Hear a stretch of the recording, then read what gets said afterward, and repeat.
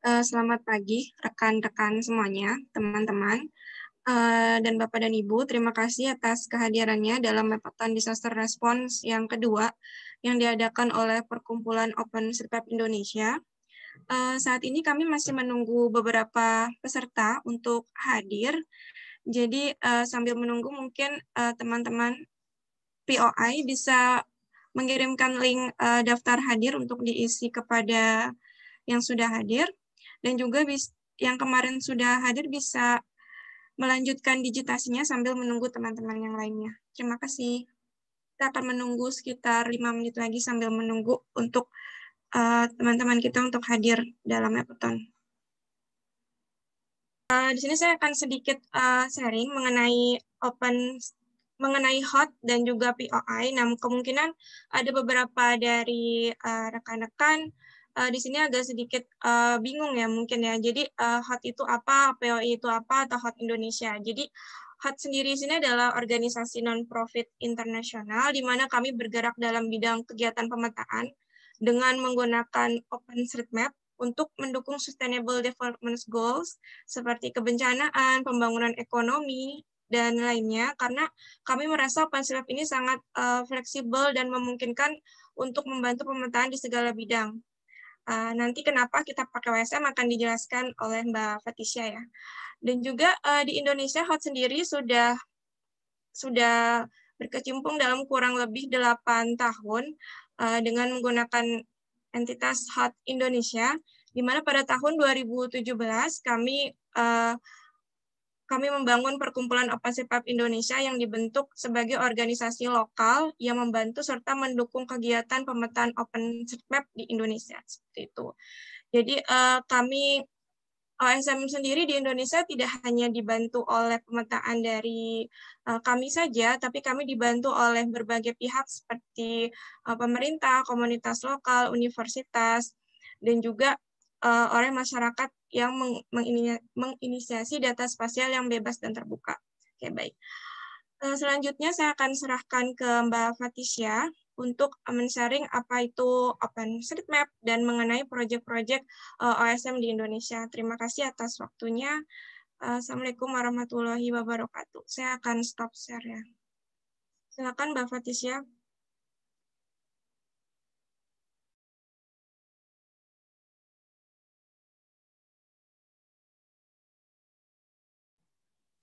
Terima kasih Mbak Dewi. Apa sudah terlihat screen saya? Ya, sudah Mbak Fatisha, silakan. Ya, terima kasih. Rekan-rekan, perkenalkan saya Fatisha di Humanitarian OpenStreetMap Team sebagai Mapping Supervisor. Mungkin pertama-tama terima kasih kepada rekan-rekan yang setelah hadir dalam webinar ini. Dan juga nanti kita akan membantu untuk melakukan pemetaan untuk disaster response. Nah, saya akan menjelaskan mengenai apa itu OpenStreetMap. Jadi, OpenStreetMap itu adalah peta digital yang ada di seluruh dunia yang bersifat gratis dan terbuka. Nah, maksud terbuka di sini yaitu rekan-rekan dapat dengan bebas menambahkan data, mengolah data, dan juga mengambil data karena OSM itu memiliki lisensi ODBL atau Open Database License dan juga Creative Commons Attribute Share Alike 2.0. Nah, jadi dengan lisensi ini, teman-teman itu bebas untuk menambahkan data dan juga mengambil datanya asalkan teman-teman mencantumkan sumber atau sama mencantumkan OSM contributors ini. Jadi kalau misalnya teman-teman nanti ingin berbagi, mencipta, dan juga mengadaptasi dari data OSM, teman-teman hanya cukup menambahkan sumber OSM atau OpenStreetMap contributor. Objek-objek yang dapat dipetakan OSM itu ada 3 jenis, yaitu yang pertama ada titik, yang kedua garis, dan ketiga adalah poligon. Kalau titik ini biasanya dapat digunakan untuk fasilitas umum seperti masjid, rumah sakit, dan juga nama daerah. Untuk objek garis biasanya digunakan untuk jalan, sungai, dan rel kereta api. Nah, untuk jenis objek poligon biasanya digunakan untuk yang bersifat area seperti bangunan, penggunaan lahan, dan danau. Nah, di OSM ada beberapa objek yang tidak boleh dipetakan. Contohnya seperti yang bersifat rahasia atau informasi pribadi. Contoh-contoh informasi data pribadi itu seperti nama rumah dari seseorang, misalnya rumah Pak Budi atau rumah Pak Tono atau rumah Budiana, seperti itu. Lalu kemudian kita juga tidak boleh menambahkan seperti nomor KK, nomor KTP, dan jumlah anggota keluarga di rumah tersebut. Yang kedua yang tidak dapat dipetakan di OpenStreetMap adalah yang sifatnya merupakan keamanan untuk negara. Misalnya untuk seperti kompleks militer atau kawasan pertahanan negara. Jadi kita tidak boleh mengupload atau menambahkan data yang sifatnya rahasia, baik untuk pribadi ataupun untuk negara. Nah, kenapa sih kita menggunakan OSM? Jadi yang pertama itu karena OSM itu gratis. Jadi kalau misalnya rekan-rekan nanti mau menggunakan data OSM ataupun menambahkan data OSM itu tidak akan dipungut biaya. Jadi teman-teman hanya perlu membuat akun. Mungkin teman-teman juga sebelumnya udah punya akunnya ya, karena kan sebelumnya diharapkan untuk mendaftar terlebih dahulu. Lalu untuk aplikasi-aplikasi yang mendukung OSM pun tidak akan berbayar, itu gratis, semuanya open source. Kemudian yang kedua, kayak akurat dan update. Jadi karena OSM ini sifatnya siapapun dapat menambahkan data dan juga berkontribusi, maka datanya akan semakin kaya. Nah, tapi hal ini juga tergantung dari diri kita sendiri sebagai kontributor. Jadi semakin kita sering berkontribusi di OSM, maka datanya itu juga akan semakin update.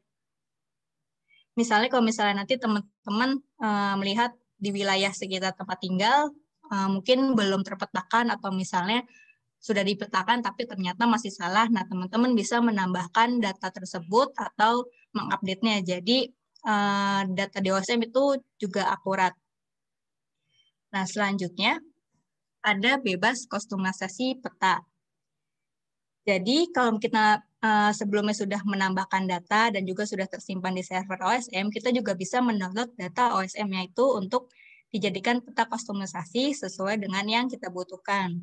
Misalnya, kita bisa membuat peta bangunan terdampak banjir ataupun jalan yang terdampak. Jadi kalau misalnya nanti teman-teman menambahkan data OSM, terus untuk membantu di wilayah terdampak banjir atau gempa, nanti bisa di-download lagi datanya dan juga diolah menjadi suatu peta yang dapat berguna untuk misalnya untuk manajemen bencana. Lalu selanjutnya OSM itu mudah digunakan. Jadi OSM itu tidak hanya untuk misalnya orang-orang yang basicnya geografi, tapi OSM itu umum, siapapun bisa menggunakannya karena dia mudah digunakan. Sebelum-sebelumnya kita juga sering melakukan training bersama kampus ataupun komunitas lainnya, itu tidak hanya yang sifatnya basicnya geografi, tapi juga banyak yang dari umum. Nah, selanjutnya pemetaan, ini ada beberapa pemetaan OSM di Indonesia. Yang pertama ini ada pemetaan wilayah skala detail. Pemetaan ini dilakukan di Semarang, Surabaya, dan Jakarta, dan data yang dikumpulkan itu berupa infrastruktur, batas wilayah, dan juga lokasi pengungsian dan jalur evakuasi. Jadi dalam pemetaan wilayah skala detail ini dilakukan selama 2-3 tahun dan dilakukan oleh 20-25 orang. Jadi pemetaan wilayah ini adalah hasil kerjasama dari HOT, USAID, BNPB, dan juga Inaware. Di sini ada jumlah bangunan yang terpetakan, misalnya di Surabaya hampir lebih dari 600.000 bangunan terpetakan, di Jakarta ada lebih dari 1,5 juta bangunan, dan di Semarang ada lebih dari 400.000 bangunan. Nah, lalu selanjutnya ada crowdsource mapping menggunakan USAID. Jadi ini pemetaan yang berbasis komunitas menggunakan platform yang namanya USAID. Nah, ini adalah salah satu contohnya untuk respon COVID-19, itu hand washing station map. Jadi kita di sini memetakan tempat cuci tangan di seluruh Indonesia. Jadi teman-teman dari komunitas itu menambahkan data-data, misalnya dia menemukan tempat cuci tangan, bisa langsung menambahkan data di USAID menggunakan handphonenya. Nanti itu akan diupload dan jadi kita bisa tahu di mana aja ada tempat cuci tangan. Karena tempat cuci tangan ini cukup diperlukan ya untuk COVID ini. Jadi mungkin teman-teman nanti bisa tahu di mana tempat cuci tangan menggunakan USAID ini. Nah, untuk respon COVID menggunakan memetakan hand washing station ini terkumpul sebanyak 1.174 tempat cuci tangan di seluruh Indonesia. Lalu selanjutnya ada si petani DKI ini dengan Dinas Ketahanan Pangan, Kelautan, dan Pertanian DKI Jakarta. Di sini digunakan untuk memesan bibit tanaman secara gratis. Jadi untuk warga Jakarta bisa memesan bibit tanaman menggunakan USAID si petani DKI ini. Jadi program ini hasil kerjasama antara Karina dan juga DKPKP. Lalu selanjutnya ada juga respon COVID yang lain, yaitu berupa webinar pemetaan fasilitas kesehatan. Jadi di sini kami memetakan fasilitas kesehatan seperti klinik dan juga rumah sakit rujukan COVID. Webinar ini dihadiri sebanyak 185 peserta, jadi kita menambahkan data menggunakan website healthsite.io dan juga MapRoulette. Nah, kemudian nanti teman-teman akan melakukan pemetaan partisipatif menggunakan Tasking Manager. Jadi Tasking Manager ini adalah alat yang dibuat secara khusus untuk melakukan pemetaan secara kolaboratif dan juga partisipatif di OpenStreetMap.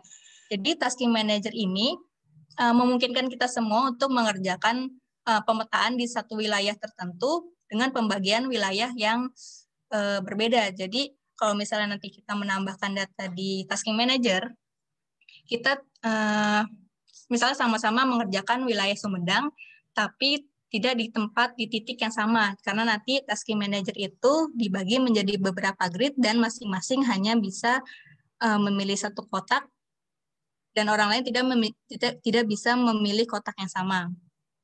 Nah, fungsi Tasking Manager ini kita bisa membagi pekerjaan pemetaan ke dalam beberapa grid, jadi akan lebih cepat juga untuk menggunakan Tasking Manager, jadi lebih cepat terselesaikan karena kan kita sama-sama ngerjain rame-rame, tapi tidak di tempat yang sama, jadi kemungkinan untuk terjadinya konflik itu lebih sedikit.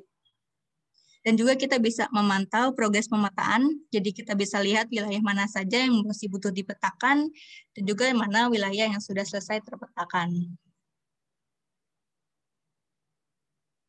Nah, ini adalah salah satu contoh penggunaan Tasking Manager. Ini adalah Tasking Manager untuk respon bencana tsunami Selat Sunda. Di sini, ini terjadi pada bulan Desember 2018 ya, jadi kita membuat Tasking Manager lalu kita sebarkan ke komunitas dan itu biasanya akan lebih cepat selesai di Tasking Manager ini. Kan kita bisa lihat ada beberapa gridnya. Itu dikerjakan bersama komunitas OSM dan ini hanya selesai selama 1 minggu kalau nggak salah. Sudah selesai semua. Nah, ini contoh lain penggunaan Tasking Manager.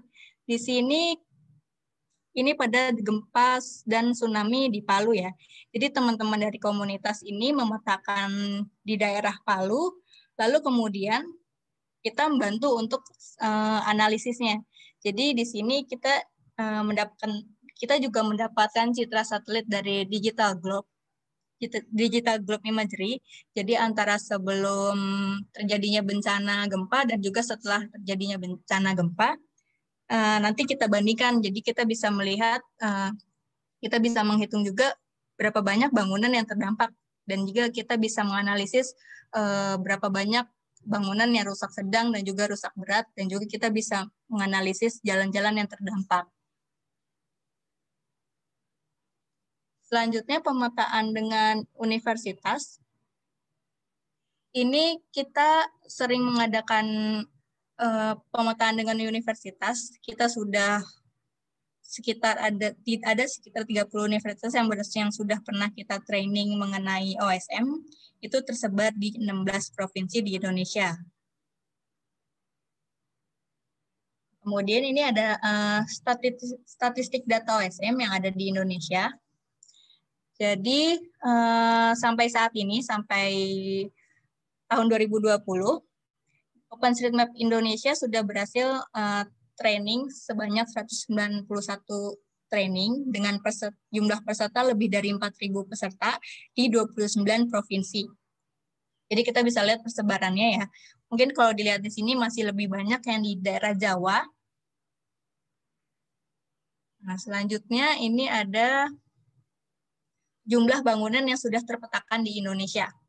Jadi bangunan yang sudah terpetakan di OpenStreetMap Indonesia itu ada sekitar 28 juta bangunan dengan provinsi yang jumlah bangunan terendah itu Bangka Belitung, Riau, Kepulauan Riau, Jambi, dan Kalimantan Utara. Lalu total jalan yang sudah dipetakan di OpenStreetMap Indonesia itu sekitar lebih dari 1 juta kilometer.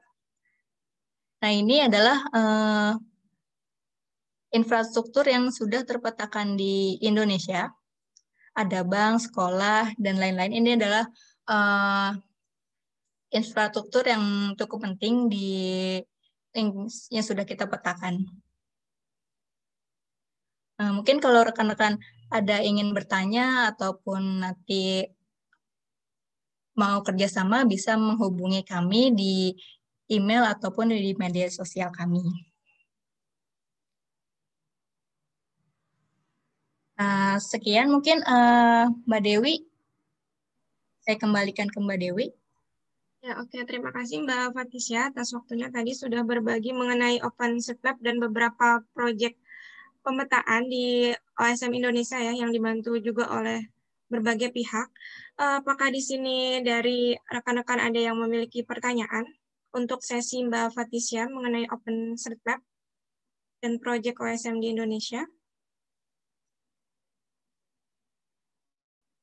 Oke, kalau tidak ada, kita langsung saja ke Mapperton ya, dengan menggunakan Tasking Manager yang akan dibawakan oleh Mbak Tri Selasa.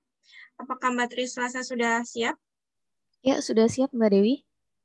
Oke, terima kasih. Silakan Mbak Tri Selasa untuk waktunya. Ya, terima kasih Mbak Dewi. Saya akan men-share screen saya. Sudah terlihat ya screen saya? Oh ya, sudah Mbak. Oke. Lihat dengan jelas. Terima Ya, kasih. terima kasih. Ya, selamat datang teman-teman di Mapperton Pemetaan Respon Bencana di Indonesia. Perkenalkan, nama saya Tri Selasa. Saya juga bagian dari HOT Indonesia. Saya juga bagian dari Perkumpulan OpenStreetMap Indonesia, sama seperti Mbak Dewi dan Mbak Fatisya. Untuk hari ini saya akan melakukan demo pemetaan. Jadi kita akan melakukan pemetaan menggunakan ID editor khususnya. Namun jika teman-teman sudah pernah melakukan pemetaan menggunakan ID editor ataupun menggunakan JOSM, silakan teman-teman bisa langsung pergi ke tasking manager punya kita, kemudian bisa langsung segera memetakan.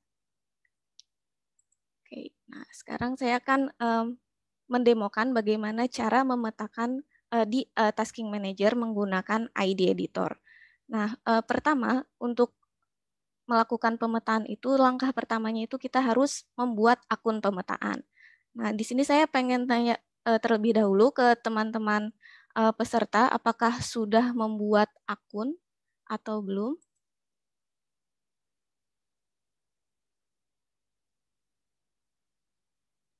Mungkin bisa yang belum buat akun, saya bisa minta tolong untuk tuliskan N di chat box.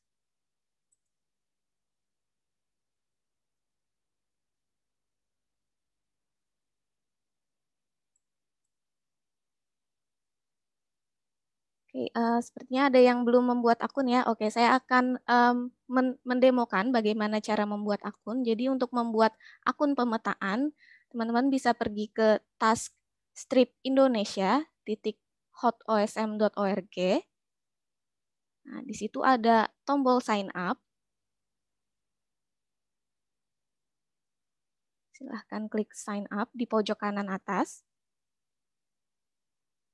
Setelah itu nanti ada nama serta kolom email, yaitu bisa diisi. Kemudian klik next. Kemudian karena belum memiliki akun, bisa klik create an OpenStreetMap account. Nah, nanti sebuah tab baru akan muncul seperti ini. Ada email, ada username atau display name, ada juga passwordnya. Nah, itu silakan diisi. Mungkin supaya lebih jelas, saya akan mendemokan bagaimana caranya. Jadi, sebenarnya untuk membuat akun, itu ada di link sini, openstreetmap.org/user/new. Nah, untuk pergi ke sini, itu sebenarnya ada dua cara. Yang pertama bisa pergi ke taskstripindonesia.hotosm.org, lalu klik sign up, atau bisa pergi ke osm.org, juga klik sign up. Nanti kalau kita klik sign up, dia akan muncul di halaman openstreetmap.org/user/new. Begitu juga dengan di tasking manager, taskstripindonesia.hotosm.org. Mungkin saya minta tolong untuk rekan-rekan dari Hot Indonesia untuk mengcopy and paste linknya untuk taskstripindonesia.hotosm.org. Lalu klik sign up, tuliskan namanya, terus masukkan email,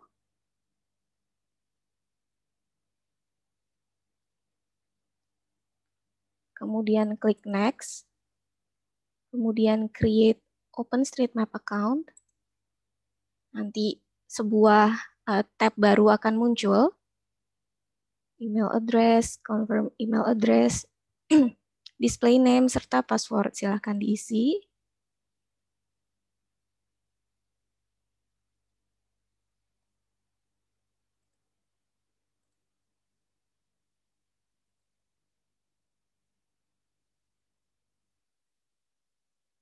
Passwordnya juga diisi.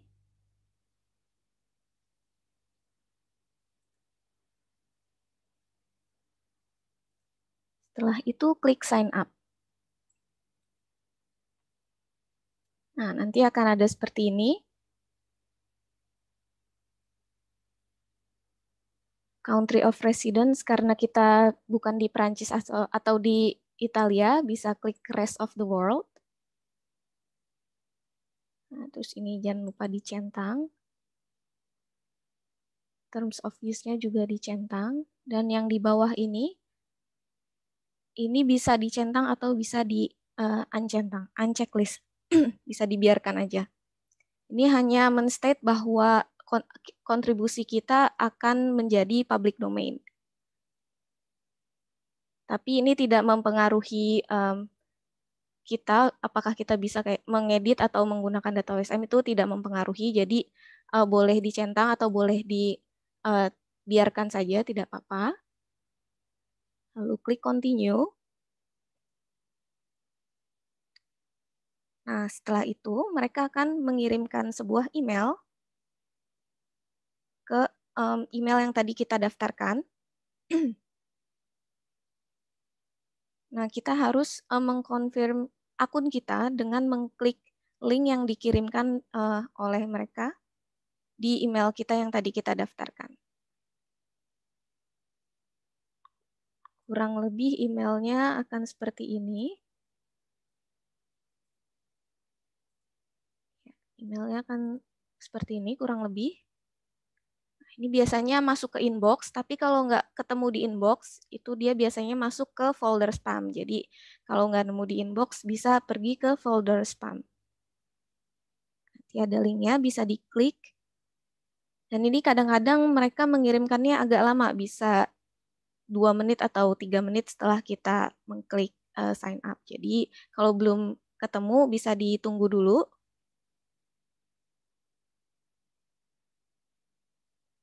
Kalau misalnya sudah ditunggu sampai 5 menit itu belum ada juga.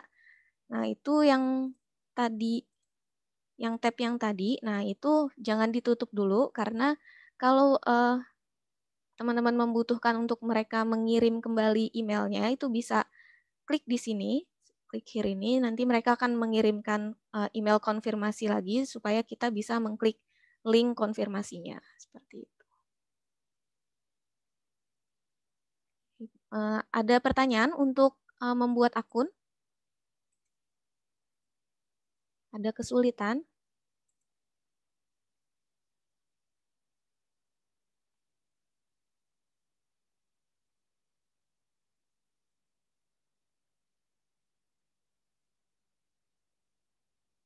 Oke, saya akan mungkin menunggu 1 menit lagi ya untuk pembuatan akun. Setelah itu saya akan berpindah ke step yang berikutnya.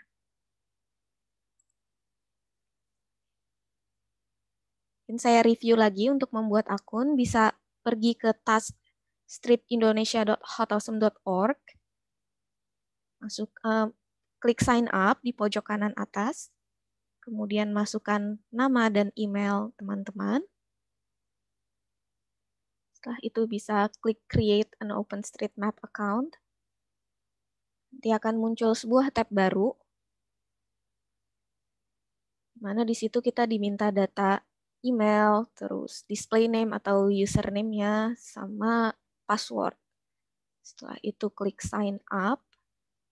Nanti di sign up, setelah klik sign up ada country of region kita di mana, ada pilihannya Italia, Prancis, dan rest of the world. Nah, karena kita bukan di Italia atau Prancis, bisa pilih rest of the world. Setelah itu dicentang I have read terms of use. Ada 2 yang harus wajib dicentang. Kemudian bisa klik sign up lagi. Setelah itu kita harus mengecek email untuk mengklik link konfirmasi akun kita. Kalau tidak ada di inbox, bisa cek di folder spam. Emailnya kurang lebih seperti ini, tinggal diklik tautannya. Setelah diklik tautannya, step berikutnya adalah, jadi setelah kita sudah memiliki akun, kita harus login ke platform pemetaannya yang bernama Tasking Manager. Jadi di Tasking Manager ini kita menaruh semua proyek pemetaan di situ. Jadi supaya terpusat dan mudah koordinasinya. Jadi kita membuat satu platform pemetaan bernama Tasking Manager. Dan di Tasking Manager seperti yang tadi sudah Mbak Fatisha singgung ya, di Tasking Manager itu wilayah pemetaannya dibagi menjadi banyak grid atau banyak kotak supaya kita bisa melakukan pemetaan secara bersama-sama tapi tidak di tempat yang sama persis. Jadi misalnya tadi di Sumedang, misalnya di RT 10 misalnya. Nah, di kotak RT 10 itu tidak bisa dipilih oleh 2 orang yang sama supaya pemetaannya tidak double ya. Jadi bisa melakukan pemetaan bersama-sama tapi tidak di tempat yang sama persis seperti itu.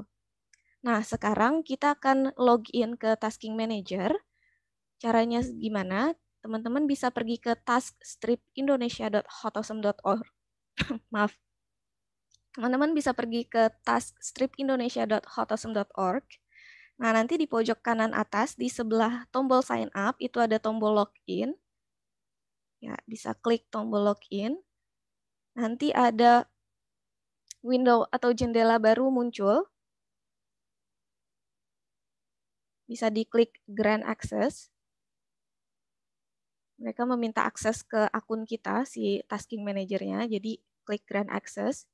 Nah, setelah Grant Access tombol tadi diklik, nah, nanti teman-teman akan dibawa ke halaman profil pengguna di Tasking Manager. Jadi teman-teman bisa lihat nama, email, terus Twitter, Facebook, LinkedIn. Nah, itu tidak wajib diisi. Jadi selama teman-teman melihat username teman-teman di pojok kanan atas, itu berarti teman-teman sudah berhasil login dan sudah siap untuk melakukan pemetaan. Oke. Dan yang mungkin sudah berhasil melakukan pemetaan dan juga sudah pernah melakukan pemetaan sebelumnya baik menggunakan ID Editor atau Tasking Manager, bisa langsung memetakan. Mungkin rekan-rekan dari Hot Indonesia bisa mengcopy dan paste link untuk daftar taskingnya. Untuk login, selama teman-teman melihat username di pojok kanan atas, username teman-teman di pojok kanan atas, setelah login dan klik Grant Access, berarti teman-teman sudah berhasil, sudah sukses login dan sudah siap untuk melakukan pemetaan. Saya ingatkan kembali, personal information ini tidak wajib diisi, jadi bisa ditinggalkan begitu saja, kosong. Oke, ada pertanyaan untuk login ke Tasking Manager atau ada kesulitan?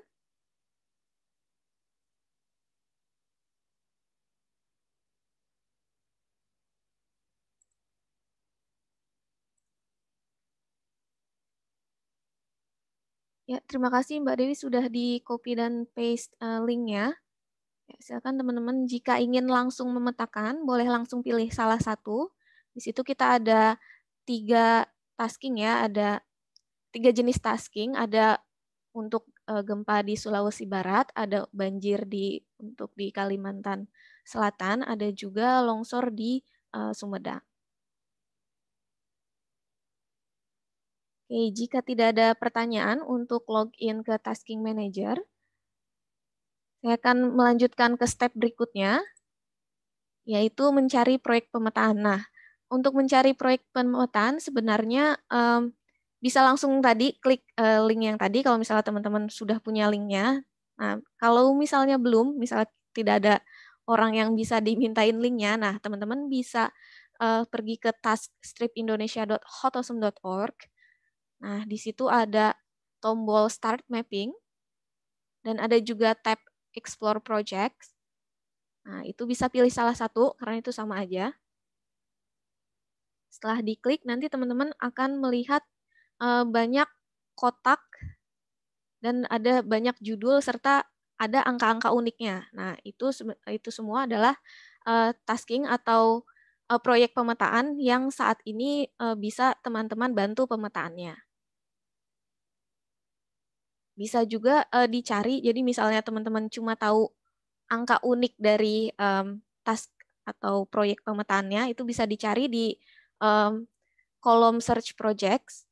Nah, karena sekarang kan saat ini di task indonesia.hotawesome.org itu tasknya masih sedikit ya, jadi mau cari masih mudah. Nah, kalau misalnya tasknya sudah banyak, sudah berlembar-lembar atau berhalaman-halaman, itu akan sulit mencari secara manual. Nah, itu teman-teman bisa langsung cari di kolom search project. Misalnya cari dari judulnya, misalnya Kalimantan Selatan atau gempa Sulawesi Barat, itu bisa, atau bisa dengan angka uniknya, misalnya angka 112 atau 103 misalnya. Tuh. Oke, saya akan contohkan bagaimana. Nah, jadi ini Tasking Manager Hot Indonesia. Dan ini saya sudah berhasil login. Teman-teman lihat, saya sudah memiliki username saya di pojok kanan atas. Nah, di sini ada tombol Start Mapping serta Explore Project. Nah, ini dua-duanya sama aja. Bisa diklik salah satunya. Nah, di sini banyak tersedia project pemetaan yang bisa teman-teman bantu pemetaannya. Nah, saat ini kita sudah ada 3 halaman ya. Nah, kalau misalnya project pemetaan yang kita cari terkubur terkubur di halaman paling belakang kan agak sulit ya. Nah, itu teman-teman bisa gunakan kolom search di sini. Misalnya saya mau cari banjir Kalimantan Selatan. Nanti akan muncul project yang hanya ada kata kunci ini, banjir Kalimantan Selatan. Nah, ini biasanya termasuk juga deskripsinya. Jadi kalau misalnya lihat juga ada Kabupaten Majene Sulawesi Barat atau Mamuju Sulawesi Barat, bisa jadi di deskripsinya juga ada kata-kata ini. Nah, oleh karena itu biasanya kita mencari by berdasarkan angka unik. Jadi kalau misalnya teman-teman perhatikan, jadi tiap-tiap proyek pemetaan di sini memiliki angka-angka unik. Jadi di sini untuk Majene 104, untuk Kota Tanah Laut 109, dan sebagainya. Nah itu kalau misalnya teman-teman tahu angka uniknya, biasanya kalau kita melakukan pemetaan respon bencana, kita kasih tahu linknya atau kita kasih tahu angkanya. Nah itu bisa teman-teman langsung cari aja di sini. Kalau saya mau memetakan Kota Banjarbaru, nah, saya tinggal langsung cari menggunakan angka uniknya aja. Di sini 111 cari, nah langsung muncul hanya satu ya, Banjarbaru. Nah itu bisa langsung diklik. Nah setelah diklik nanti teman-teman akan lihat judulnya, kan masih juga terlihat angka uniknya yaitu 111 di sini. Nggak bisa terlihat short description-nya atau deskripsi pendeknya.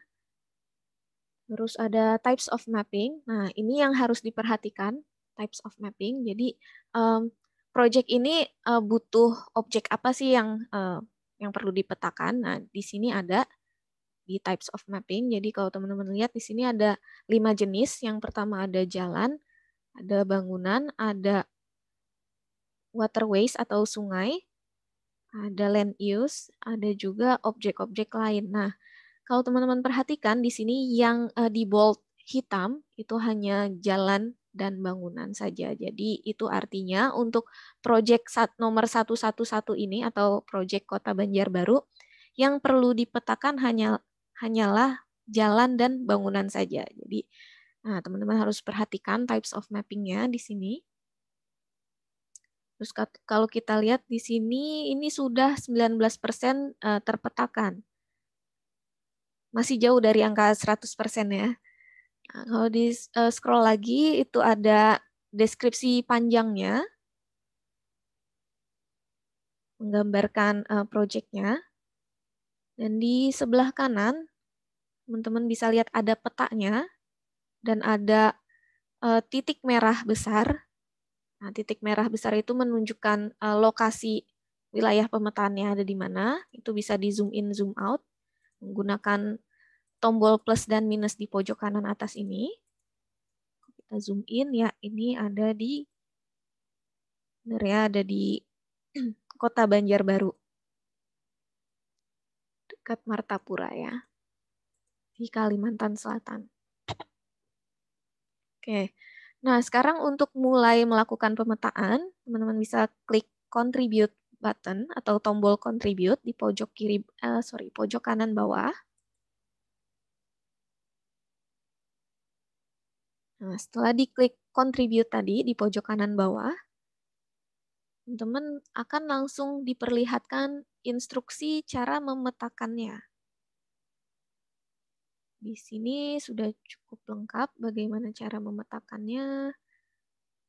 Nah, namun ya jadi ketika teman-teman mengklik contribute, nah itu teman-teman harus membaca secara detail instruksinya. Namun karena saya akan melakukan demonya, jadi teman-teman saat ini tidak perlu membaca instruksinya. Nah, dari instruksi sini yang biasanya harus diingat itu adalah citra satelit yang digunakan. Nah, kalau di sini diinstruksikan untuk menggunakan Maxar Premium. Nah, jadi citra satelit yang dapat digunakan untuk melakukan pemetaan di OSM itu banyak sekali. Nah, dan salah satunya itu namanya Maxar Premium Imagery. Oke, jadi kita harus ingat untuk menggunakan Maxar Premium Imagery untuk tasking Kota Banjarbaru ini nomor 111. Dan tiap tasking bisa beda-beda ya instruksinya. Bisa mereka menginstruksikan menggunakan citra Bing misalnya. Nah, kebetulan di sini di task nomor 111 itu menggunakan Maxar Premium Imagery.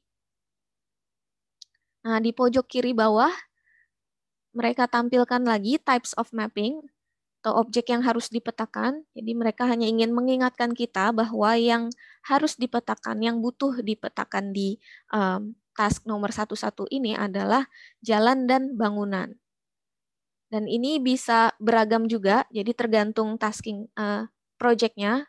Nah, kebetulan project nomor 11 ini di Kota Banjarbaru, mereka butuh data bangunan dan jalan. Jadi kita akan memetakan bangunan dan jalan yang belum terpetakan di Kota Banjarbaru. Dan di sebelah kanan ada peta lagi, namun petanya sekarang lebih zoom in ya. Yang tadi kan yang ada titik merahnya zoom out ya. Nah, sekarang ini lebih zoom in. Dan ini bisa kita zoom in dan zoom out juga menggunakan tombol plus dan minus di pojok kanan atas. Atau bisa di scroll up, scroll down menggunakan mouse. Nah, grid-grid ini adalah wilayah pemetaan kita untuk project nomor 111. Teman-teman bisa milih selain project 111 juga ya, maksudnya tidak mesti di Kota Banjarbaru juga. Tapi kalau mau di Kota Banjarbaru juga nggak apa-apa. Nah, di sini ada banyak jenis grid ya, ada yang warna putih, ada yang warna biru, ada yang warna abu-abu juga, ada yang ada gemboknya nih. Nah, itu artinya apa? Jadi bisa dibaca di legendanya di sini. Jadi kalau yang warna putih itu adalah yang belum selesai dipetakan, yang masih perlu dipetakan. Jadi itu yang akan kita kunci, yang akan kita petakan, yaitu grid-grid yang warna putih ini. Sedangkan yang warna biru itu artinya itu sudah selesai dipetakan, ditandai sudah selesai dipetakan karena pas dibuka terus ternyata sudah bangunannya sudah dipetakan, jalannya semua juga sudah dipetakan, atau sebelumnya belum dipetakan terus dipetakan sama kontributor, terus sudah selesai semua bangunan dan jalannya dipetakan, nah, terus mereka tandai sebagai sudah selesai dipetakan. Jadi, nanti akan berubah menjadi warna biru dan itu akan siap untuk divalidasi oleh pemeta atau mapper yang berpengalaman seperti itu. Dan yang warna abu-abu ini tandanya itu dia memiliki citra yang tidak bagus, yang tertutup awan. Jadi tidak bisa terlihat bangunan atau jalan, jadi tidak bisa memetakan sama sekali. Jadi itu bisa ditandai sebagai unavailable karena citranya buruk, tertutup awan atau bayangan awan misalnya. Dan yang memiliki gembok yang warna hitam ini itu adalah tandanya sedang dipetakan oleh orang lain saat ini. Jadi kita tidak bisa memilih yang ada gemboknya juga. Jadi yang satu-satunya yang bisa dipilih untuk dipetakan adalah yang warna putih polos. Nah, untuk memilih grid warna putih polos ini bisa teman-teman secara random dengan mengklik map a task di pojok kiri bawah, atau bisa pilih salah satu grid warna putih ini dan klik map selected task. Namun pastikan teman-teman gunakan editornya ID Editor karena saya akan mendemokan menggunakan ID Editor. Tapi kalau teman-teman sudah pernah menggunakan editor lain misalnya JOSM, nah itu bisa juga menggunakan JOSM tinggal diganti. Nah, tapi karena saya hari ini akan mendemokan menggunakan ID Editor, saya akan memilih ID Editor. Nah, untuk ID Editor ini kenapa dipilih, sering sekali dipilih? ID Editor ini sifatnya terintegrasi dengan Tasking Manager kita. Jadi tidak perlu menginstal aplikasi tambahan seperti misalnya JOSM. Nah, namun ID Editor ini perlu internet yang cukup stabil. Jadi kalau JOSM maksudnya bisa tidak kurang stabil atau bisa dimatikan internetnya terus setelah selesai memetakan bisa dinyalain internetnya terus diupload. Nah, tapi untuk ID editor ini butuh internet yang cukup stabil. Namun ID editor ini sangat mudah digunakan, terutama untuk pemeta yang baru mulai memetakan, itu sangat mudah. Dan JOSM itu biasanya digunakan untuk pemeta yang lebih advance atau lebih berexperience atau berpengalaman. Jadi mengapa kita biasanya memilih ID editor? Karena pertama itu sudah terintegrasi dengan Tasking Manager, jadi tidak perlu menginstal aplikasi tambahan, dan juga itu sangat mudah digunakan. Jadi saya akan mendemokan menggunakan ID editor. Lalu klik Map Selected Task. Nanti akan terbuka kurang lebih seperti ini tampilannya di tab yang sama, di halaman yang sama dengan tadi teman-teman memilih grid. Dan jika ini pertama kali teman-teman menggunakan ID editor, nanti teman-teman akan melihat dua pilihan. Jadi di sebelah kiri ada Start a Walkthrough, di sebelah kanan ada Edit Now. Nah, Start a Walkthrough ini sama, itu menampilkan demo bagaimana cara menggunakan ID editor. Nah, karena saya akan mendemokan, jadi teman-teman bisa langsung klik Edit Now aja. Nah, nanti teman-teman akan melihat sebuah garis batas berwarna pink. Nah, kebetulan grid saya bentuknya kotak, jadi garis batas pink saya akan juga berbentuk kotak. Ada juga kadang yang bentuknya segitiga ya, tergantung dari tadi kok grid yang dipilih. Segitiga atau trapesium atau bergerigi gitu, seperti itu. Itu jadi tergantung dengan kotak yang tadi dipilih atau grid yang dipilih. Kalau tidak ada garis batas warna pink ini, teman-teman bisa reload atau refresh halamannya. Bisa di-refresh. Nah, garis batas warna pink ini adalah garis batas area pemetaan kita. Jadi jangan memetakan di luar garis batas ini, karena bisa saja ada orang lain yang mengunci grid di sebelah kita kan. Nah, kalau misal kita keluar dari garis batas pink kita, bisa jadi yang kita petakan itu, bangunan atau jalan yang kita petakan, bisa jadi sudah dipetakan juga oleh pemeta yang mengunci grid di sebelah kita. Jadi jangan keluar dari garis pink. Nah, untuk zoom in dan zoom out-nya bisa menggunakan tombol plus dan minus di sebelah kanan sini, atau bisa tekan tanda tambah atau tanda kurang di keyboard, atau bisa pakai mouse untuk zoom in, scroll up, untuk zoom out, scroll down. Oke. Nah, jika teman-teman ingat tadi di instruksi, kita diinstruksikan untuk menggunakan Maxar Premium Imagery, ya di instruksi. Jadi kalau misalnya teman-teman lupa instruksinya, bisa ke tab sebelah kanan teman-teman, ada tab Instruction. Nah, di situ ada instruksi yang tadi kita harus baca. Nah, di situ di imagery-nya mereka menginstruksikan menggunakan Maxar Premium Imagery. Oke, kita akan pastikan kita menggunakan citra satelit yang diinstruksikan dengan mengklik background settings. Ini seperti icon kertas bertumpuk ya. Atau bisa pencet B di keyboard. Itu akan membuka background settings. Nah, di situ ada banyak pilihan citra satelit.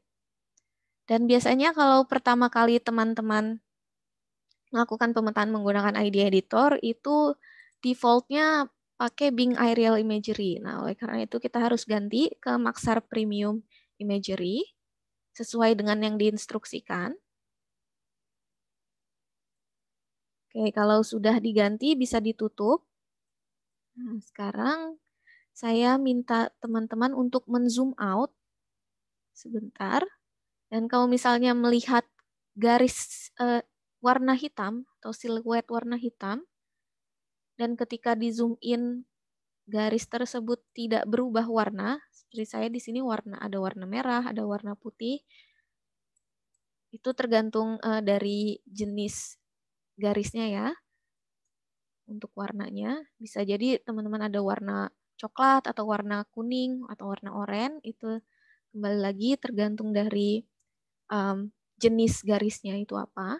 Nah, tapi kalau teman-teman tidak melihat garis warna hitam itu berubah warna menjadi warna lain selain hitam, itu berarti kurang terload atau kurang termuat dengan sempurna, tidak sempurna di load-nya. Jadi teman-teman harus merefresh. Kalau misalnya ketika zoom in malah tidak terlihat garisnya atau malah kosong. Itu berarti tidak sempurna memuat data-data ini, jadi harus di-refresh atau di-reload halamannya. Kalau saya di sini saya sudah terlihat warna garisnya, dan kalau saya sorot atau saya hover atau saya pindahkan kursor saya ke atas garisnya, itu bisa dilihat di sebelah kiri ada feature type. Yang putih ini service road, yang merah ini trunk road. Jadi kembali lagi untuk warnanya itu tergantung dari feature type-nya. Dan di Kalimantan ini untuk jalannya memang sebagian besar itu sudah dipetakan. Hampir semua jalannya sudah dipetakan. Jadi kalau misalnya teman-teman tidak menemukan jalan yang bisa dipetakan di dalam kotak pink teman-teman, itu tidak masalah. Itu berarti jalannya sudah selesai dipetakan, tinggal mencari bangunan yang belum dipetakan ya. Nah, kalau misalnya teman-teman lihat juga ada kotak warna merah, kalau saya hover atau saya pindahkan kursor saya ke atas kotak warna merah itu, di sebelah kiri ada feature type building. Nah, itu berarti itu adalah bangunan, tapi sudah dipetakan oleh kontributor lain. Nah, jadi kita tidak perlu memetakannya lagi karena itu sudah dipetakan. Ini di sini saya ada 3 bangunan di sini yang sudah dipetakan. Ya, jika saya hover atau saya pindahkan kursor saya di atas kotak warna merah itu, ada keterangannya feature type building. Oke, berarti itu sudah dipetakan. Oke, sekarang kita akan melakukan pemetaan bangunan. Jadi untuk memetakan bangunan di ID Editor itu ada 4 langkah atau 4 step. Yang pertama kita harus mencari bangunan yang belum dipetakannya dulu. Oke, zoom in, kemudian geser-geser. Nah, untuk menggesernya ini bisa di-drag aja menggunakan mouse atau bisa tekan tanda panah di keyboard. Panah ke kiri untuk geser ke kiri, panah kanan untuk ke kanan, panah atas untuk ke atas, panah bawah untuk ke bawah. Oke, setelah di zoom in, terus digeser-geser untuk nyari bangunan. Nah, bangunan itu terlihat ada beberapa indikator yang menunjukkan kalau dia adalah bangunan untuk di citra satelit. Nah, yang pertama itu bangunan itu memiliki garis-garis lurus seperti ini.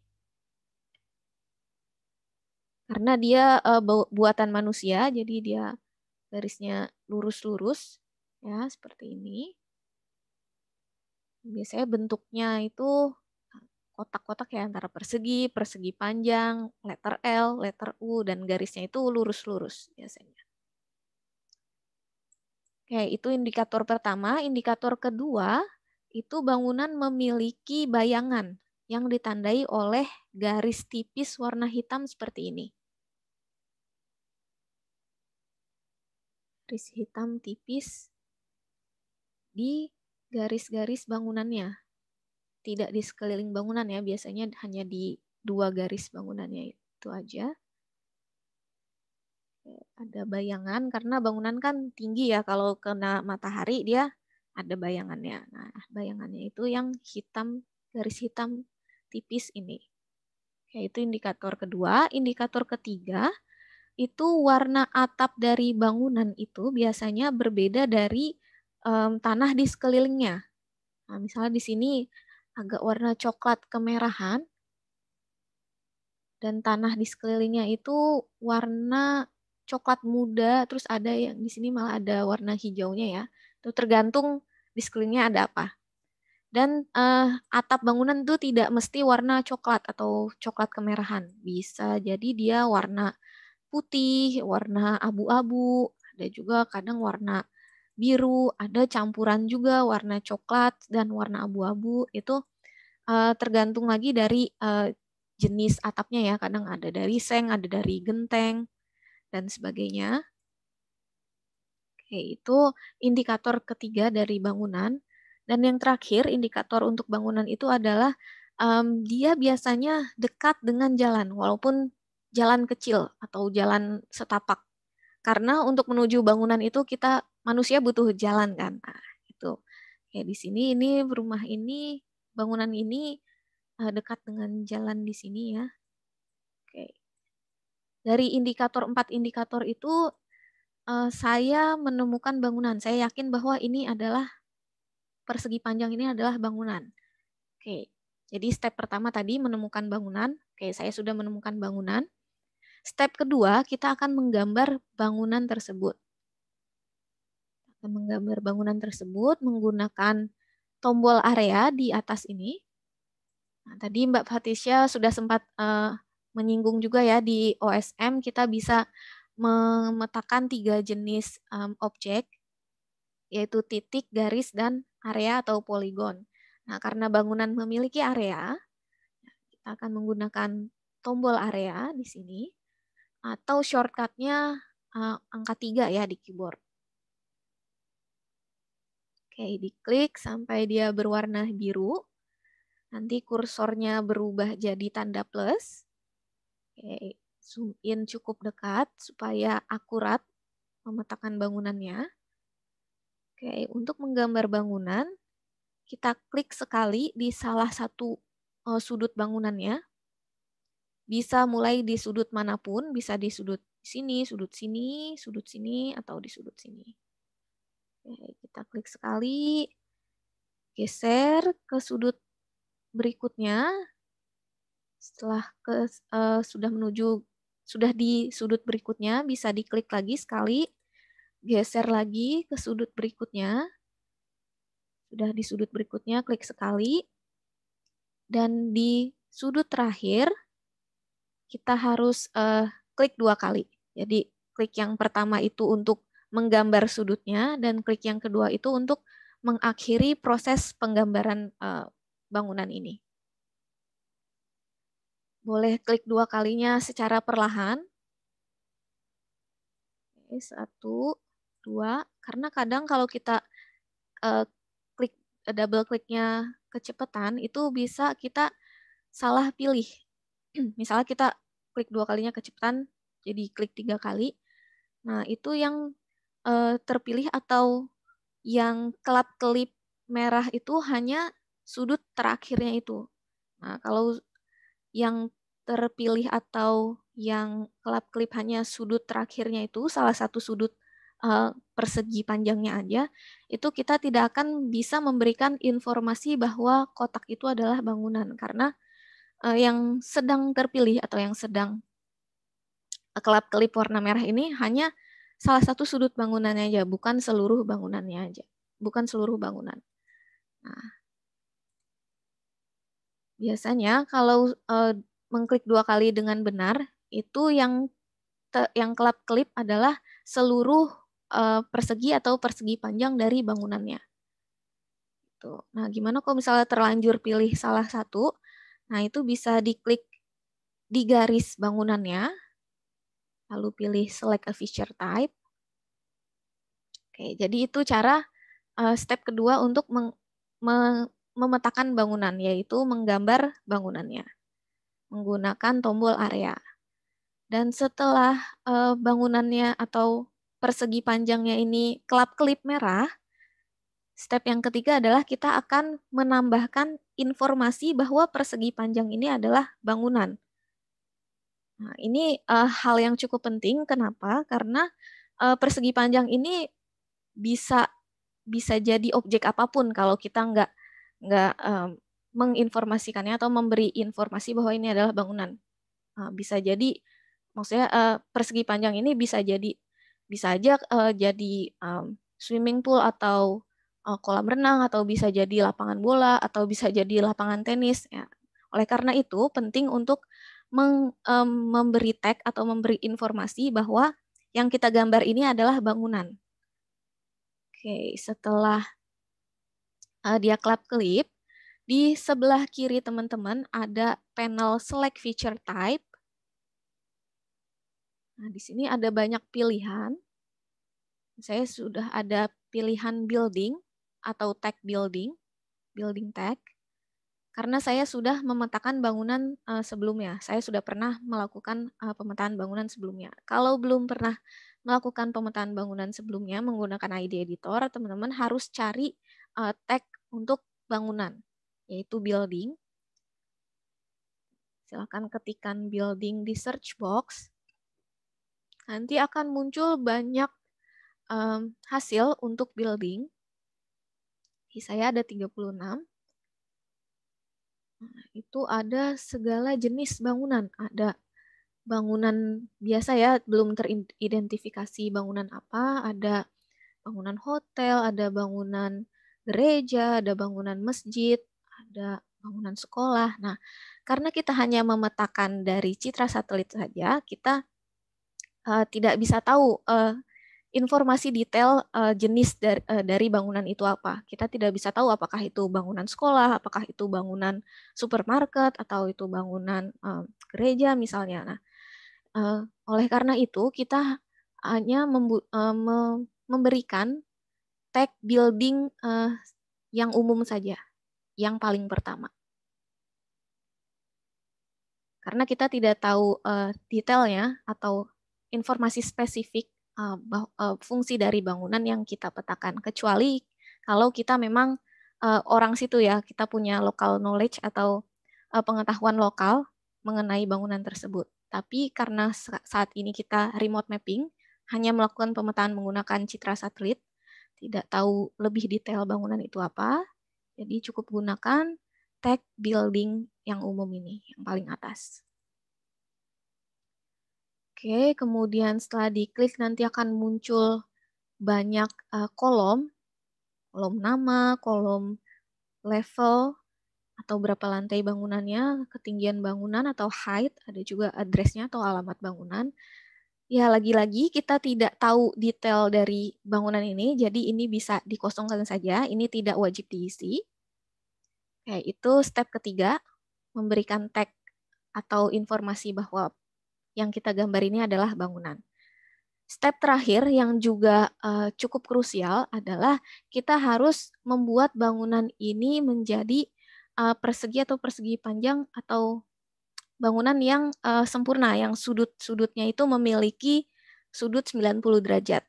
Kenapa? Supaya bangunan yang kita gambar ini benar-benar akurat dengan citra satelitnya. Dan untuk respon bencana biasanya ini jumlah luas bangunan yang dipetakan itu dihitung jumlah luasnya berapa untuk mengestimasi jumlah populasi atau jumlah orang yang perlu bantuan.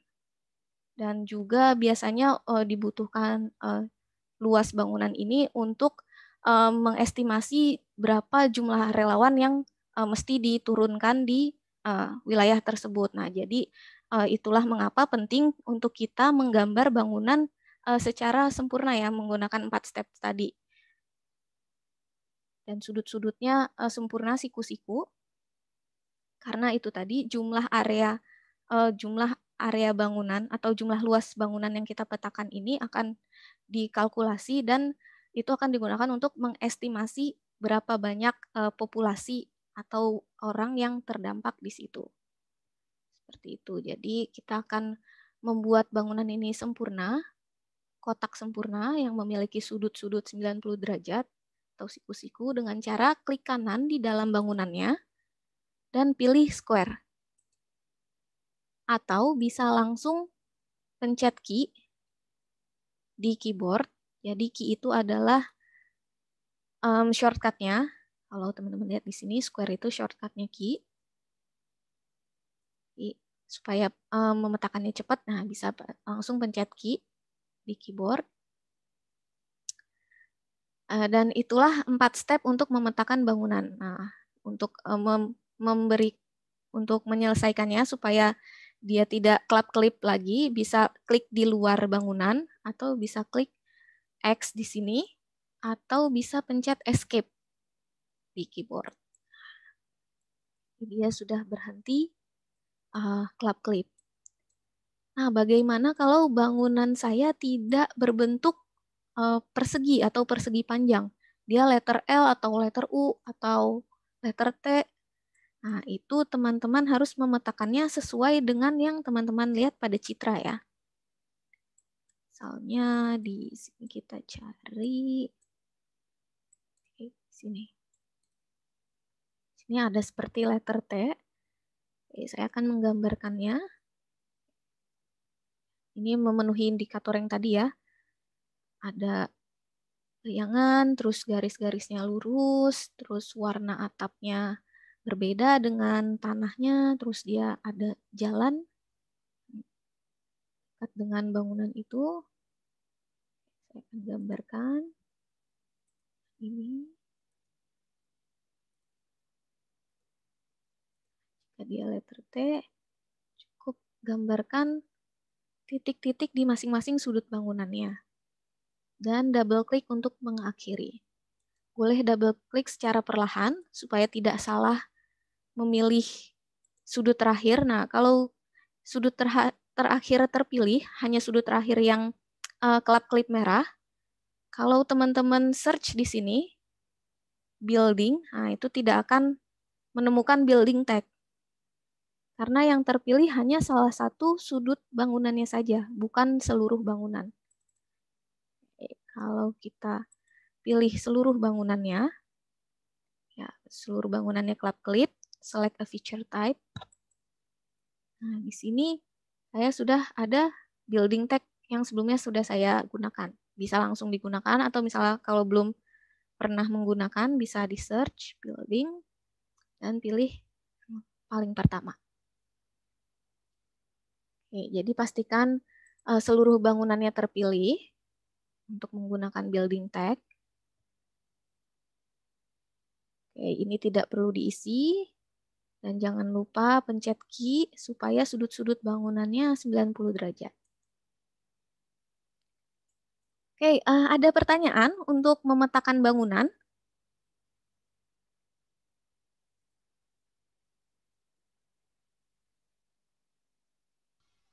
Mbak, tanya dong. Ya, silahkan. Mbak, ini mungkin lebih banyak pertanyaan di masalah pembikinan jalan ya. Yang Ya. lain ini tadi ketika kita di peta itu kan banyak citra yang sebagian di ini ya di apa daerah area perkebunan atau pertanian. Ya. Di situ ada jenis, bisa lebih spesifik Mbak, atau kita abaikan aja untuk daerah perkebunan itu untuk jalannya, atau ini kan ada jalan-jalan setapak gitu gimana gitu Mbak? Ya. Gimana spesifikasinya? Oke, terima kasih pertanyaannya. Ya, untuk jalan-jalan seperti jalan di perkebunan atau jalan setapak itu untuk respon bencana biasanya tidak terlalu diprioritaskan. Biasanya untuk respon bencana itu yang diprioritaskan adalah jalan-jalan utama yang bisa dilalui kendaraan. Biasanya kan untuk menyebarkan bantuan ya, itu butuh data jalannya karena itu biasanya yang diprioritaskan untuk respon bencana adalah pemetaan jalan yang bisa dilalui kendaraan. Jadi kalau misalnya jalan-jalan di perkebunan atau jalan-jalan setapak untuk saat ini tidak menjadi prioritas untuk dipetakan. Jadi kalau misalnya melihat ada jalan perkebunan atau jalan setapak itu untuk saat ini tidak perlu dipetakan, tapi kalau misalnya nanti mau kembali lagi ke situ dan mau dipetakan itu boleh. Tapi untuk saat ini untuk respon bencana kita tidak memprioritaskan untuk jalan di perkebunan atau jalan setapak. Jadi bisa dibiarkan aja. Oh, berarti yang jalan-jalan utama aja Mbak ya? Iya, betul. Oke, makasih Mbak Tri. Ya, sama-sama. Itu untuk jalan ya. Untuk jalan di sini yang perlu dipetakan adalah jalan primer, sekunder, tersier, jalan permukiman, serta jalan penghubung antar klaster permukiman. atau minor atau unclassified. Oke, ada lagi pertanyaan?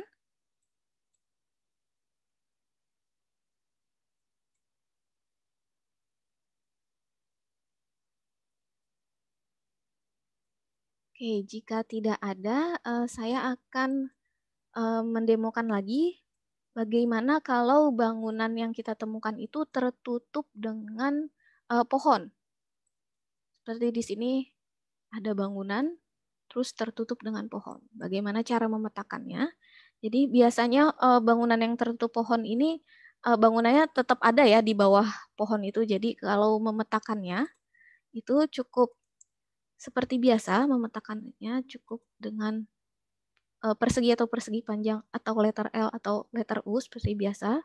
Namun cukup sering juga saya jumpai di petakannya itu mengikuti garis batas pohonnya seperti ini. Nah, ini kurang tepat atau tidak tepat sama sekali karena biasanya pastinya itu si atap bangunannya itu tertutup oleh si daun dari pohon tersebut. Itu yang sangat mungkin kita temukan di lapangan seperti itu ya, atapnya tertutup oleh si pohon tersebut. Jadi untuk memetakannya tidak seperti ini, tidak mengikuti garis batas pohonnya, tapi bisa langsung aja dipetakan sesuai dengan bentuknya. Nah, seperti ini. Dan jangan lupa press key supaya akurat. Seperti itu. Dan terkadang kita juga menemukan bangunan yang berbentuk lingkaran. Namun sepertinya di Kalimantan atau Sulawesi atau bahkan di Jawa kita agak jarang ya menemukan bangunan lingkaran. Biasanya di Nusa Tenggara ya. Tapi kalau misalnya in case menemukan bangunan lingkaran yang berbentuk lingkaran, saya akan mencontohkan menggunakan pohon ini. Saya akan berpura-pura kalau pohon ini adalah bangunan lingkaran. Oke. Untuk membuat bangunan lingkaran, cukup membuat segitiga saja menggunakan tombol area, sama seperti bangunan biasa kita akan menggunakan tombol area. Klik 2 kali di titik akhir, diberi tag building. Nah, klik kanan di dalam bangunannya. Nah, sekarang kita tidak memilih square, tapi memilih circularize atau shortcutnya O, supaya jadi lingkaran yang sempurna. Seperti itu. Jadi sangat mudah untuk bangunan lingkaran, cukup bikin segitiga yang menutupi bangunan lingkaran tersebut, kasih tag building, klik kanan, kemudian tekan circularize, pilih circularize atau shortcutnya adalah O. Saya akan hapus ini karena ini adalah pohon. Nah, bagaimana kalau kita menemukan jalan yang harus dipetakan? Nah, di sini kan sebenarnya di Kalimantan itu hampir semua hampir semua jalan utamanya itu sudah dipetakan. Tapi bagaimana jika kita menemukan jalan yang harus dipetakan? Itu bisa kita lihat dulu ujung jalan, titik awal jalannya di mana dan titik akhir jalannya itu di mana. Misalnya di sini, ini ada jalan setapak ya, tapi sebenarnya ini tidak diprioritaskan untuk dipetakan, terutama untuk respon bencana, tapi saya akan mencontohkan bagaimana cara mendigitasi jalan. Kita akan gunakan tombol line. Nah, tadi kan yang sudah Mbak Fatisya sampaikan ya, ada point, ada line, ada area atau poligon. Nah, itu ketiga jenis objek yang bisa dipetakan di OSM. Dan untuk line itu digunakan untuk objek-objek yang bentuknya garis, seperti jalan, atau sungai, atau misalnya batas administrasi itu menggunakan garis atau line. Oke, kita akan gambar. Gunakan line. Jadi setelah menemukan titik awal dan titik akhir jalannya, kita akan gambar garis jalannya menggunakan line. klik sekali, kemudian pindahkan kursor. Kemudian ketika jalannya mulai berbelok, itu bisa diklik sekali lagi. Terus ikuti jalannya, klik lagi, klik lagi. Kalau misalnya jalannya keluar, dia berlanjut hingga keluar dari garis batas pink kita, itu bisa diakhiri sedikit di luar garis warna pink kita, supaya orang lain yang memetakan di dekat grid kita itu bisa mudah melanjutkan memetakan jalan tersebut. Nah, untuk mengakhiri sama seperti tadi, diklik 2 kali, double klik. Klik pertama untuk bikin titik jalannya, klik kedua untuk mengakhiri proses penggambaran. Nanti dia akan kelap-kelip warna merah seperti biasa. Oke, setelah itu kita lihat jenis jalannya. Kalau di sini adalah jenis jalannya jalan setapak ya. Jalan setapak itu biasanya kita pakai path namanya, tag-nya atau informasinya itu path. Nah, kalau misalnya teman-teman menemukan jalan primer itu pakai primary road, itu ada di instruksi ya. Ada primary road, kalau sekunder secondary road, jalan tersier tertiary road, jalan permukiman yaitu jalan-jalan di dalam klaster permukiman itu bisa pakai residential road. Atau kalau jalan penghubung antar klaster permukiman itu bisa pakai minor atau unclassified road. Nah, ini teman-teman bisa lihat kalau misalnya bingung, itu bisa mengacu pada halaman wiki OpenStreetMap kita yang berjudul Indonesian Tagging Guidelines. Nah, di situ ada daftar isinya, langsung klik aja yang line object roads. Nah, di situ ada jenis-jenisnya di sini. Primary road itu jalan apa, terus nanti di peta warnanya apa. Oh, tadi kan saya ada peta, warna merah ya, itu trunk road. Ada warna putih juga, warna putih banyak itu hanya berbeda ketebalan. Nah, tadi saya ada service road, warna putih, tapi tebalnya agak tipis dibanding residential atau unclassified atau tertiary.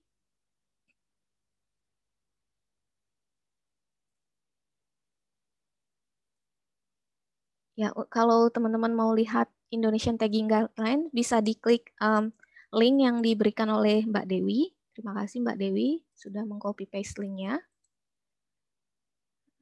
Sekarang path. Nah, kalau teman-teman cari, nah ini kan ternyata jalan setapak ya. Jalan setapak itu pathway is general only be passed. Ini adalah jalan setapak yang lebarnya kurang dari 1,5 meter ya. Ini hanya bisa dilewati oleh motor atau sepeda atau dengan berjalan kaki. Oke, sepertinya cocok saya berikan tag untuk jalan yang saya gambar ini adalah path. Saya akan berikan tag path. Lagi-lagi untuk jalan setapak di respon bencana ini itu tidak diprioritaskan. Jadi kalau teman-teman menemukan jalan setapak atau jalan yang tidak dapat dilalui dengan kendaraan roda 4, karena biasanya untuk menyebarkan bantuan menggunakan kendaraan roda 4 ya. Nah, itu tidak perlu dipetakan untuk saat ini. Tidak prioritas. Kalau sudah bisa di X aja bisa atau escape. Namun ini akan saya hapus karena ini tidak diprioritaskan. Jadi hanya untuk memberikan contoh. Nah, bagaimana jika jalannya masih berlanjut?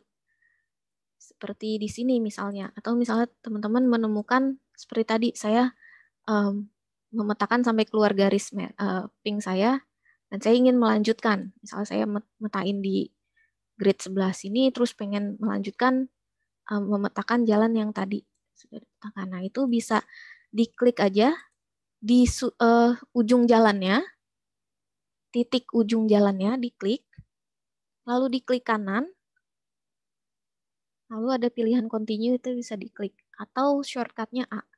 Jadi ketika teman-teman sudah memilih ujung jalannya, bisa langsung pencet A. Nah, itu bisa langsung dilanjutkan menggambar jalannya. Seperti itu. Oke, itu tadi untuk menggambar jalan. Ada pertanyaan? Baik menggambar jalan atau bangunan?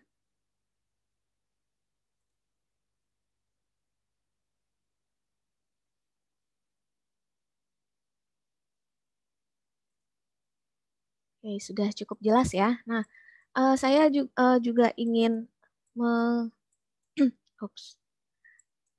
saya juga ingin memberi demonstrasi bagaimana kalau misalnya bangunan yang dipetakan, yang belum dipetakan itu terletak di antara garis warna pink saya. Misalnya, ini, misalnya di sini ada bangunan cukup panjang, sepertinya pabrik ya, cukup panjang nih satu bangunan ini. Dan sebagian ada di dalam garis pink saya, sebagian ada di luar garis pink saya. Nah, bagaimana memetakannya? Nah, teman-teman harus lihat nih, sebagian besar bangunan itu terletak di mana. Kalau di dalam garis pink teman-teman, atau di dalam kotak area pemetaan teman-teman, itu bisa teman-teman langsung petakan. Tapi kalau misalnya sebagian besar ada terletak di luar garis pink atau kotak pink area pemetaan teman-teman, itu bisa dibiarkan saja. Jadi biarkan orang yang memetakan di grid sebelah teman-teman itu memetakan bangunan tersebut. Kalau saya di sini bangunan ini sebagian besar di kotak pink saya, jadi saya akan petakan menggunakan area sama. Klik sekali di pojok bangunan. Nah, di sini tertutup pohon lagi, ya kita kira-kira aja pojoknya di mana. Klik sekali, ini ada pohon juga, diterabas aja nggak apa-apa. Karena itu pohonnya pasti menutupi si atap bangunannya. Terus cari lagi ujung bangunannya, klik sekali. Terus di ujung terakhir, di sudut terakhir bangunan, klik 2 kali. Dikasih tag building.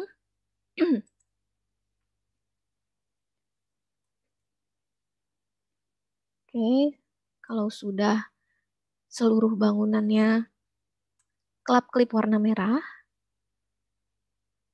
dan dikasih tag building, itu bisa klik kanan, square, atau press Q, pencet Q. Nah, di sini juga ada bangunan yang sebagian di dalam garis pink saya, sebagian di luar. Tapi sebagian besarnya ada di luar garis pink saya, jadi saya tidak akan memetakan bangunan ini. Nah, terkadang juga kita menemukan bangunan yang atapnya campur-campur nih, seperti di sini ada bangunan yang atapnya ada warna abu-abunya, ada warna coklatnya. Ya. Itu juga cukup sering ditemukan karena kadang orang membangun bangunan itu atapnya ada campur genteng, ada campur seng, jadi warnanya beda-beda. Bahkan gentengnya kadang warnanya beda-beda juga, ada warna biru terus campur warna merah. Nah, itu nggak apa-apa, dilihat lagi, oh, kira-kira itu satu bangunan, ya itu bisa langsung dipetakan aja sebagai satu bangunan.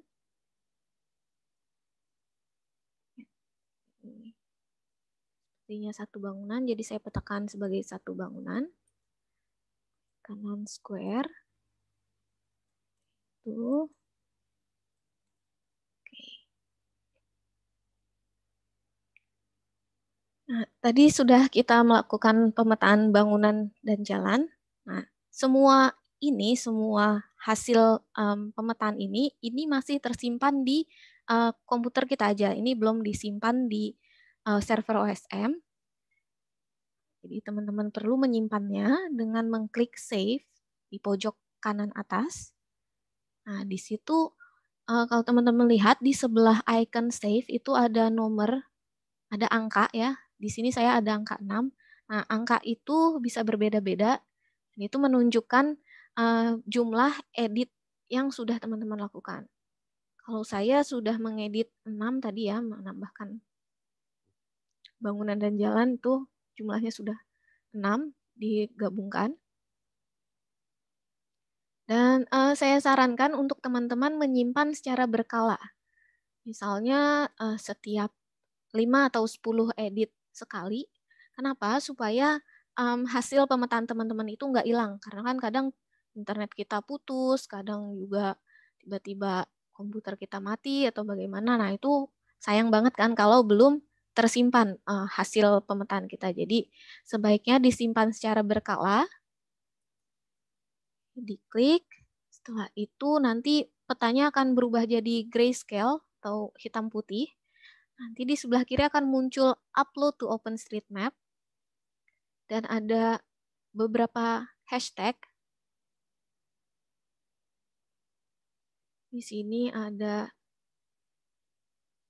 1, 2, 3, 4, 5. Ada 5 hashtag. Nah, ini tergantung dari pembuat task ini ada berapa hashtag. Dan hashtag ini otomatis muncul. Otomatis ditambahkan di Changset Comment dan gunanya itu adalah untuk memantau atau meninjau progres pemetaan di task tersebut atau di project tersebut. Jadi jangan dihapus, dibiarkan saja. Terus di sini juga ada I would like someone to review my edits. Nah ini kalau teman-teman misalnya ada hasil pemetaan, tadi saya memetakan bangunan tapi bangunan bukan ya benar atau salah ya. Kalau misalnya nggak yakin itu bisa dicentang di sini I would like someone to review my edits supaya bisa diprioritaskan untuk direview oleh experience mapper atau validator kita. Tapi kalau misalnya sudah yakin, udah benar nih tadi saya sudah menyimak dengan baik dan saya sudah yakin dengan hasil pemetaan saya, itu bisa didiamkan saja yang ini. Lalu klik upload.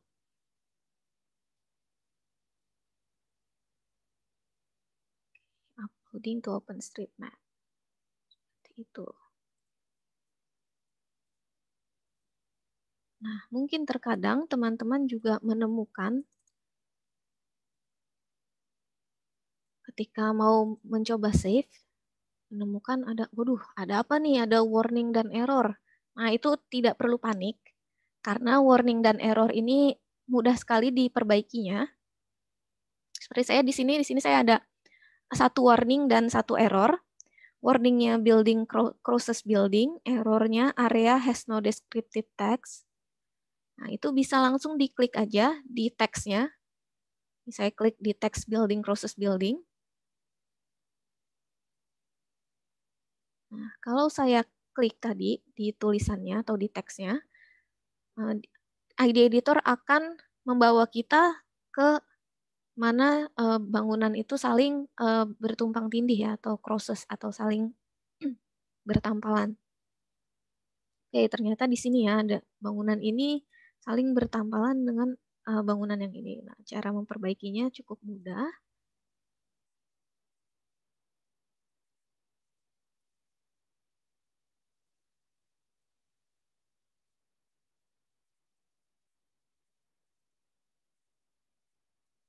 Bisa digeser saja.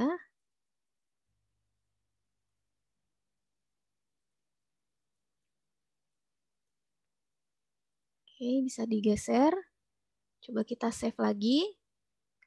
Warningnya sudah hilang. Errornya masih ada. Errornya adalah area has no descriptive text. Atau ini kita lupa memberikan tag atau informasi dari objek yang kita gambar.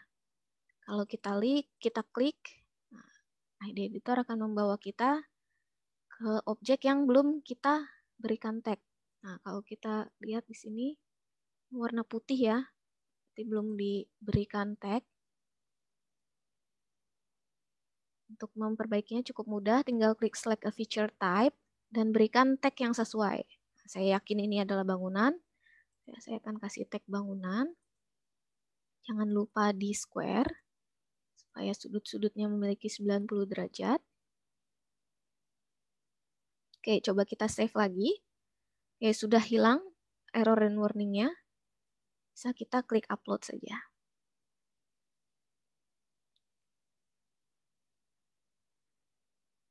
Oke, ada pertanyaan untuk menyimpan hasil pemetaan kita?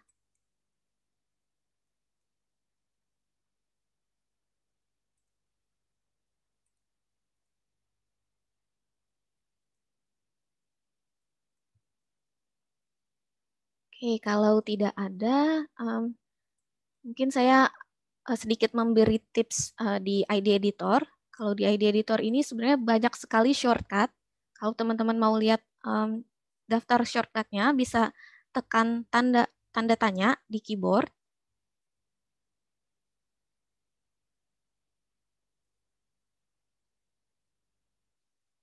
Tanda tanya di keyboard.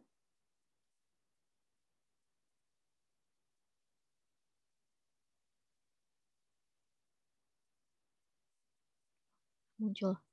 Oke, bisa klik help shortcut untuk melihat shortcutnya.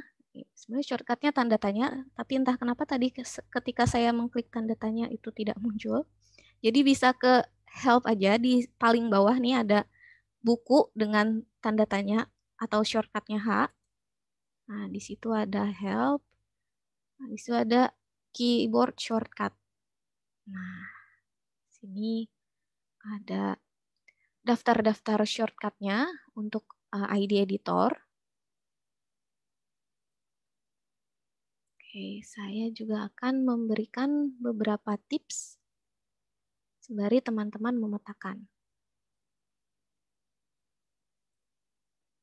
Oke, ada beberapa hal yang perlu diingat saat memetakan, yaitu jangan lupa membuat bangunannya itu sempurna ya, memiliki sudut-sudut 90 derajat dengan menekan key, atau jika bangunannya berbentuk lingkaran, menyempurnakan lingkarannya menggunakan shortcut O.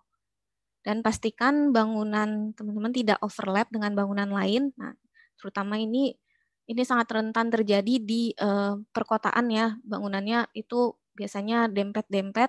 Nah, itu untuk menghindari overlap atau tumpang tindih, teman-teman bisa sangat zoom in ketika melakukan pemetaan.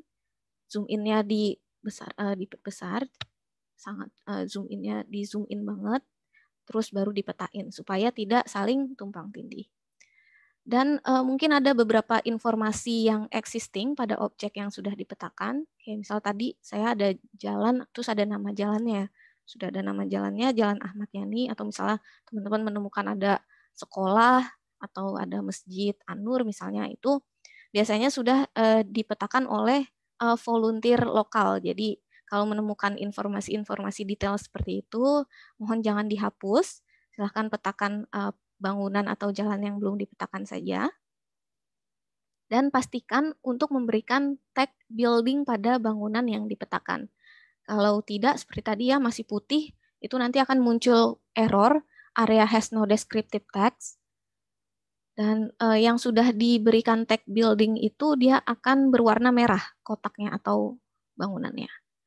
Dan ketika bangunan tertutup pohon, nah coba petakan tapak bangunan dengan seakurat mungkin, jangan mengikuti garis batas daun atau pohonnya ya, tapi dicoba petakan seakurat mungkin. Dan pastikan untuk menggunakan tag umum, yaitu building aja, bukan bukan school building atau hotel building, karena kalau remote mapping seperti ini kita tidak tahu area yang kita petakan, kita tidak memiliki local knowledge, kita tidak tahu secara detail informasi dari bangunan yang kita petakan, jadi cukup menggunakan tag umum yaitu building. Dan kosongkan semua detail atau informasi seperti nama, level, atau height, atau address atau alamatnya, itu bisa dikosongkan saja. Dan data jalan ini biasanya digunakan untuk mencari rute atau navigasi. Jadi ketika memetakan bangunan, harap berhati-hati, terutama bangunan yang dekat jalan, supaya bangunannya tidak memotong jalan. Kenapa? Karena alat pencari rute akan berasumsi sebuah jalan itu buntu ketika sebuah jalan berpotongan dengan bangunan. Maaf.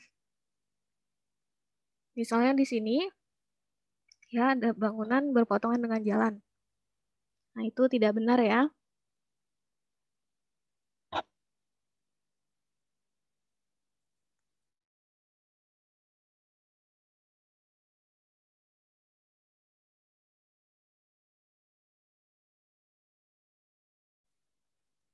Ya, misal di sini ada saraf hospital ya. Misal saya dari titik sini ingin ke saraf hospital.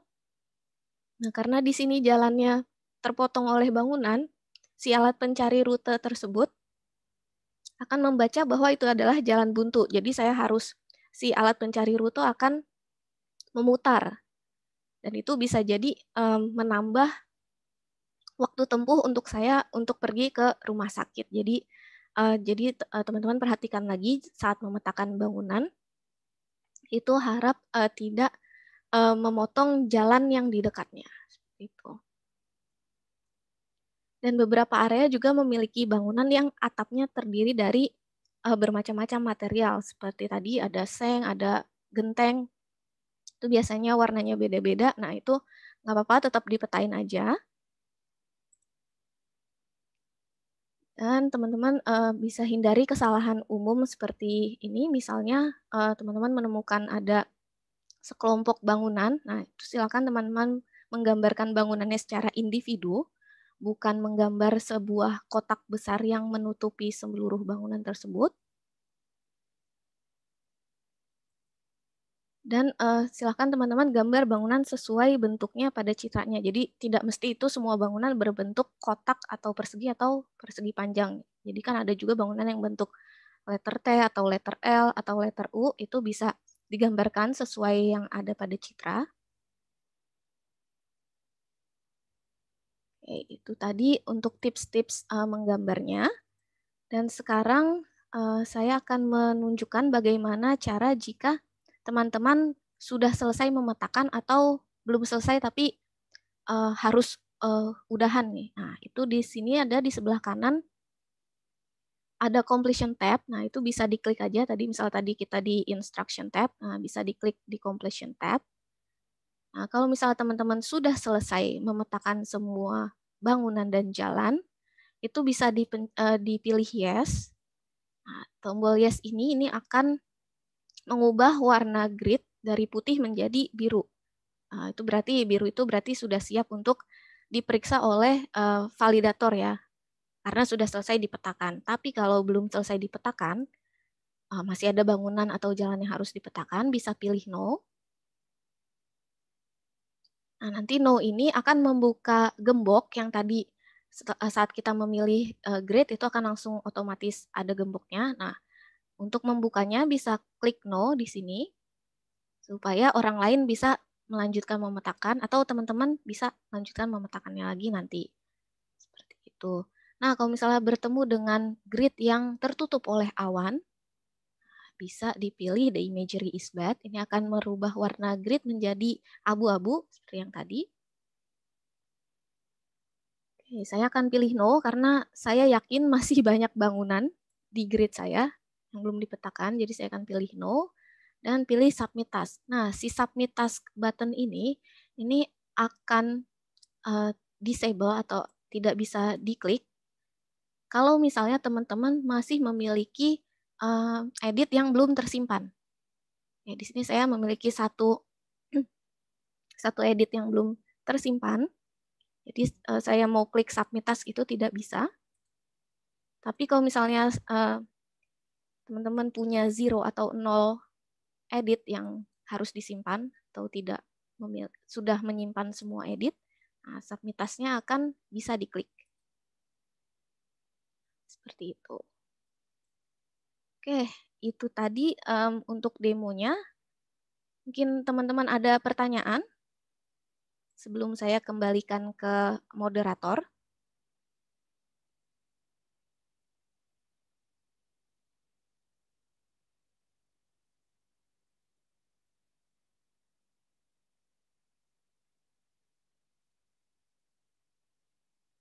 Oke, jika tidak ada pertanyaan untuk saat ini, tapi kalau misalnya teman-teman di luar sesi ini sedang memetakan dan ada pertanyaan, itu bisa email kita di tim.id@hotosem.org, atau kalau misalnya teman-teman lupa bagaimana cara memetakan dan ingin belajar sendiri, itu kita ada tab Learn atau pelajari ya di Tasking Manager. Itu bisa diklik dan di situ ada manual, ada dokumentasinya untuk pemetaan bagaimana, dan juga ada videonya bagaimana untuk memetakan. Oke, saya kembalikan ke Mbak Dewi. Ya, terima kasih Mbak Tri atas tadi sudah sharing mengenai bagaimana menggunakan Tasking Manager, bagaimana memetakan dengan ID Editor ya, di mana teman-teman di sini bisa menambahkan dan berkontribusi dalam pemetaan menggunakan OpenStreetMap yang nantinya data-datanya sangat berguna sekali ya untuk analisis manajemen bencana, untuk respon kebencanaan, salah satunya untuk BNPB. Oke, saya di sini sebelum ditutup, saya mau sharing mengenai ya, Mbak Tri, mohon maaf bisa di stop dulu share screen-nya, saya ingin membagikan sesuatu. Terima kasih. Jadi kita sudah 2 hari berkontribusi dalam pemetaan di dalam OpenStreetMap ya untuk disaster response di Indonesia di 3 lokasi, di mana ini sudah ada 82 kontributor yang terlibat di Sulawesi Barat, di Kalimantan, dan untuk Sumedang, di mana hasilnya itu sudah ada sekitar 38.000 bangunan ya. Terima kasih kepada rekan-rekan di seluruh Indonesia ya, baik yang ikut sesi ini maupun yang tidak, yang membantu kami dalam pemetaan di OpenStreetMap Indonesia. Jadi ini hasilnya bisa digunakan dengan menggunakan URL ini yang akan saya bagikan. Kalau nanti ada juga mungkin yang mau mencoba untuk menghitung. Jadi melalui website ini kita bisa mengetahui hasil dari pemetaan dengan menggunakan hashtag yang ada di Tasking Manager yang sudah tadi dijelaskan oleh Mbak Trismasa. Oke.